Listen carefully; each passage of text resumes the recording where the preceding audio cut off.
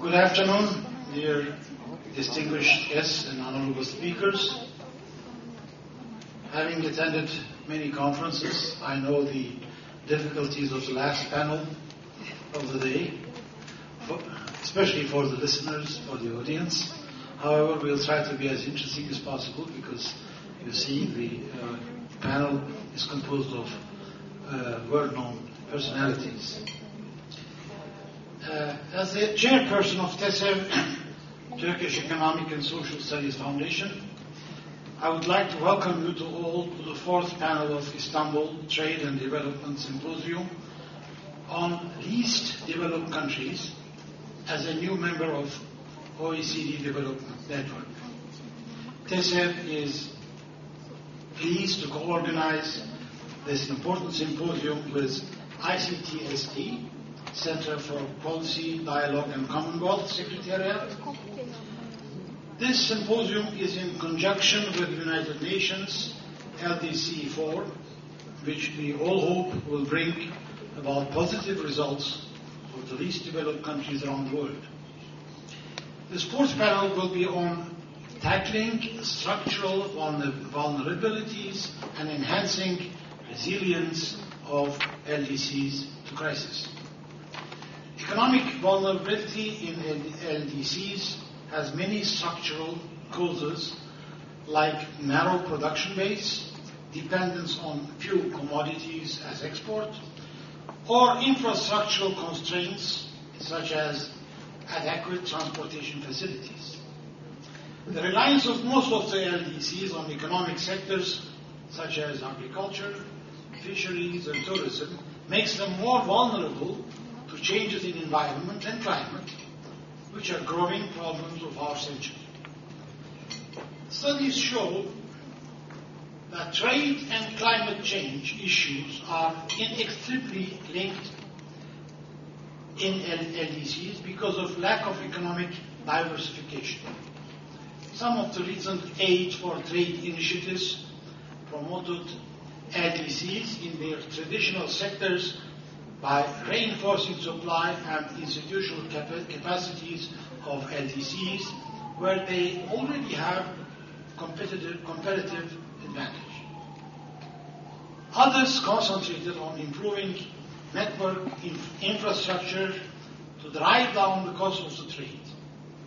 Diversification of these economies comes in a number of forms, either through exploiting value addition opportunities by expanding production into upstream and downstream activities along the value chain, or diversifying horizontally by developing other sectors such as by moving from low-end to high-end goods, developing other varieties of products or targeting niche markets. Although what we mean by economic diversification is usually value addition on sectoral diversification, one type of diversification that has been prominent in recent years is geographical. In particular, the destinations of LDC exports have become increasingly varied, with a greater share of exports heading to other developing countries. The importance of South-South cooperation becomes central once again in geographical diversification. Some of the targets in the tentative plan of action specifically try to address this concern by stating the need to reduce export concentration ratio to 40% and to reduce the share of the three most important exports in total exports. This also goes through increasing the value added in traditional sectors of the economy, be it through agricultural products or natural resource extraction. The first country to graduate out LDC status, Botswana, shows how an economy can benefit from its natural resource endowments through vertical diversification, that is, cutting diamonds locally instead of exporting their gems in their raw form, as most other exporters of diamonds still do.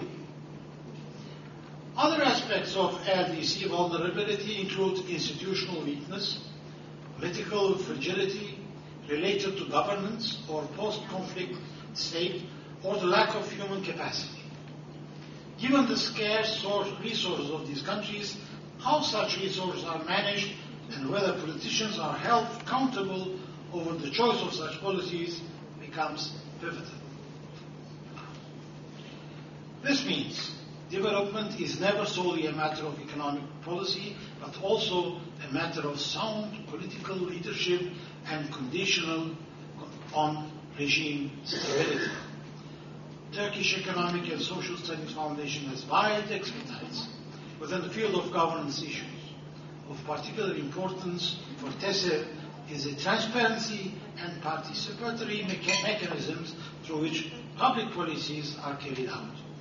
Most of the LDCs are dependent on few and scarce resources, and for this reason, sound and accountable management of these resources become pivotal. However, of the 48 countries that are in LDC status, 22 are rich in natural resources, which, if used wisely, could elevate the lives of millions within those countries. Out of the 22 natural resource-rich countries, only 4 are part of Extractive Industries Transparency Initiative, which commits countries to spend their natural resource revenues in an open and accountable manner.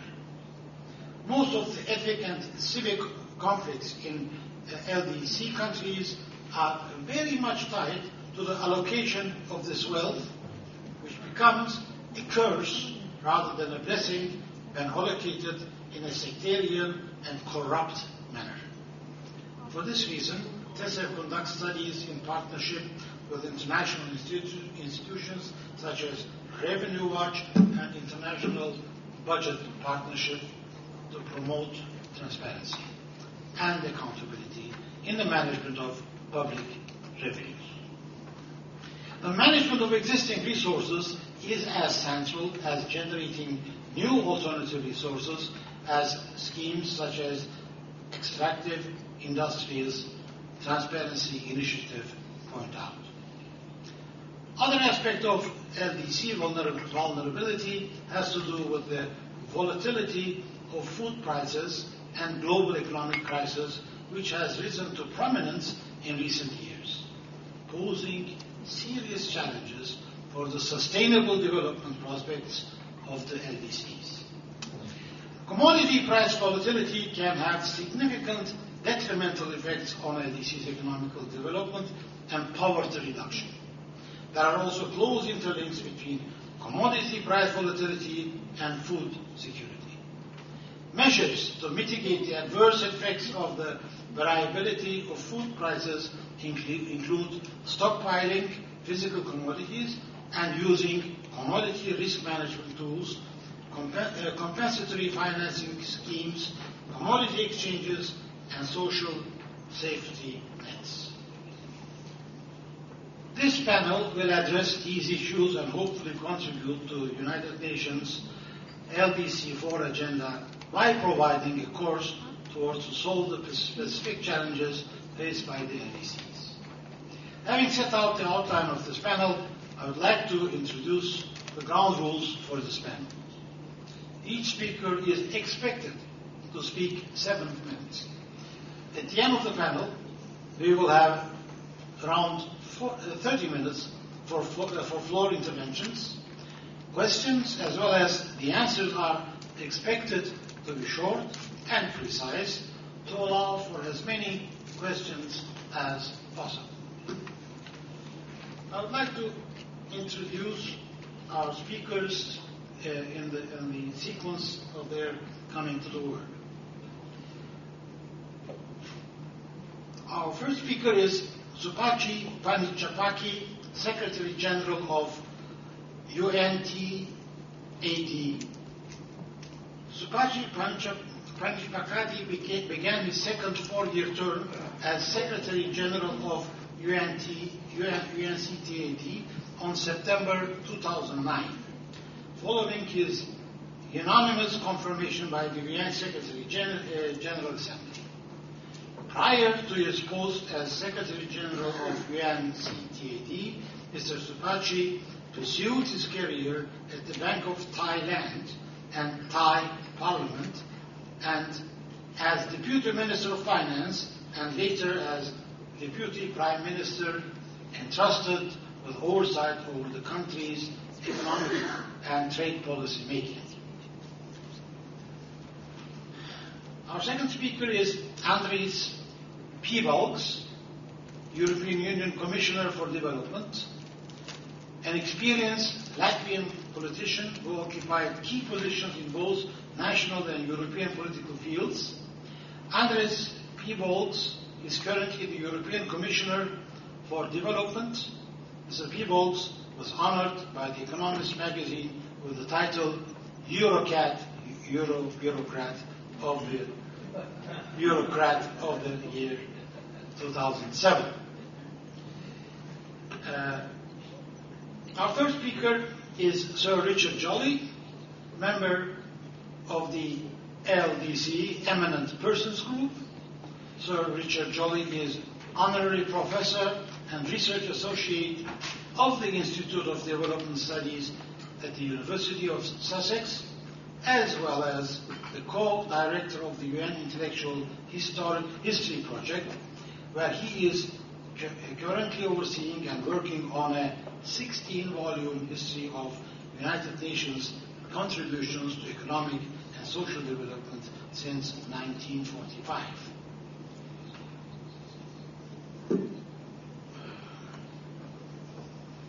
Our fourth speaker is Nirj Derva, member of the European Parliament for the South East of England region. Mr. Derva was first elected to the European Parliament in 1999 and was re-elected in 2004 and 2009. Prior to this, he was a member of the British Parliament and served as Parliamentary Private Secretary to the Scottish Office as a member of the Select Committees on the Parliamentary Ombudsman between the years 1993 and 1997, and Education, that is between the years 1994 and 1996. At the European Parliament, he serves as a spokesman for overseas development and cooperation and Vice Chairman of the European Parliament Development Committee. As number 5 on our row is Michelle Klein-Solomon, Permanent Observer to the United Nations, IOM.